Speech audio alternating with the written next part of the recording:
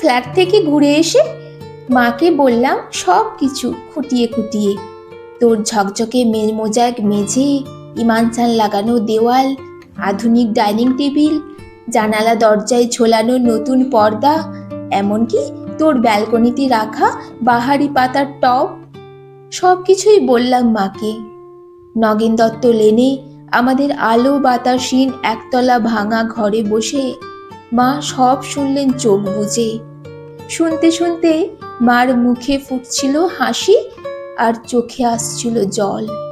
তোর ব্যালকনিতে দাঁড়ালে ছড়িয়ে থাকা শহরটাকে অনেক দূর পর্যন্ত দেখা যায়। বসবার ঘরের দেওয়ালে নতুন একটা সুন্দর পেন্টিং ঘরটাকে কি গাম্ভীর্যে ভরিয়ে তুলেছে। সব কিছুই বললাম মাকে। চোখ বুজে শুনতে শুনতে মার মুখে ফুটে উঠছিল হাসি আর চোখে আসছিল জল। তোর চেহারাটা আগের চেয়ে অনেক ঝকঝকে সুন্দর হয়ে গেছে, ফর্সা হয়ে গেছিস অনেকটা। যদিও তোর হাসিটা আছে ঠিক ছোটবেলারই মতো। জামাইবাবুর মুখে শুনলাম সামনের পুজোয় তোরা নাকি একেবারে পুরো দক্ষিণ ভারতটাই বেরিয়ে আসবি। মা নগেন দত্ত লেনের ভাঙা চোরা ঘরে বসে এইসব শুনতে শুনতে হেসেছে, আর কেন জানি না মার চোখে এসেছে জল। সবকিছুই বলেছি দিদি, শুধু তোর ডাইনিং স্পেসে রাখা দুধ সাদা রঙের ওই ফ্রিজটার কথা মাকে বলিনি। তোর বিবাহবার্ষিকী উজ্জ্বল সন্ধ্যায় তুই যখন গা ভর্তি গয়নায় অপরূপা হয়ে ফ্রিজের মাথায় হাত রেখে হাসছিলে, তখন যে তোকে কি দারুণ সুন্দর লাগছিল, মাকে বলিনি সে কথাও।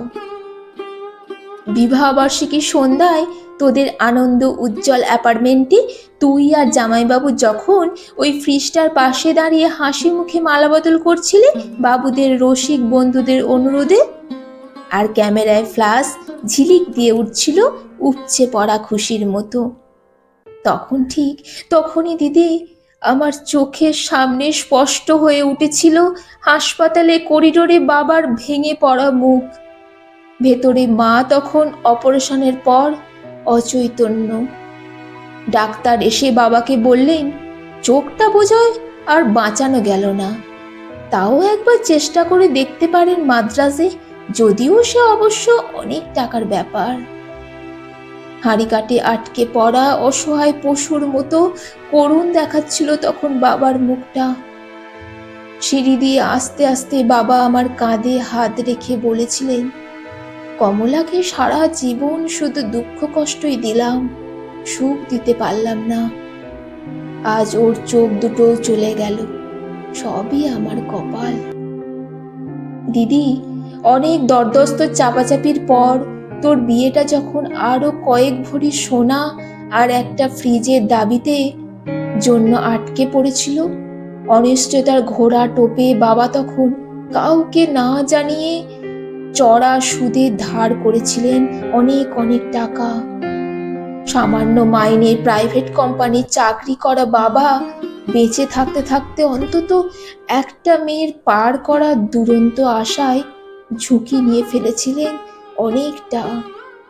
চোখের জল আর রজনীগন্ধার সৌরভকে পেছনে ফেলে তুই চলে গেলি, পড়ে রইলাম আমরা, মা আর আমি, আর পড়ে রইল নগেন দত্ত লেনের অন্ধকার ঘরে বাড়তে থাকা সুদের বোঝার চাপে তলিয়ে যাওয়া একটা সৎ মানুষ, তোর বাবা, আমার বাবা।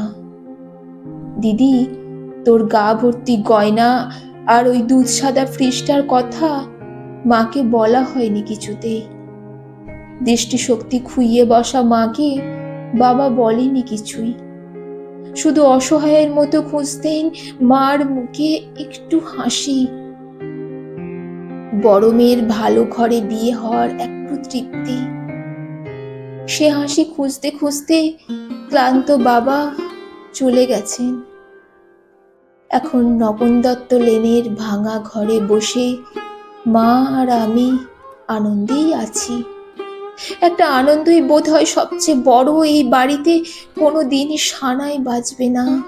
সাহানাই, সানাই, রজনীগন্ধা, বেনারসি, হইচই এসব অপ্রাসঙ্গিক হয়ে থেকে যাবে চিরকাল।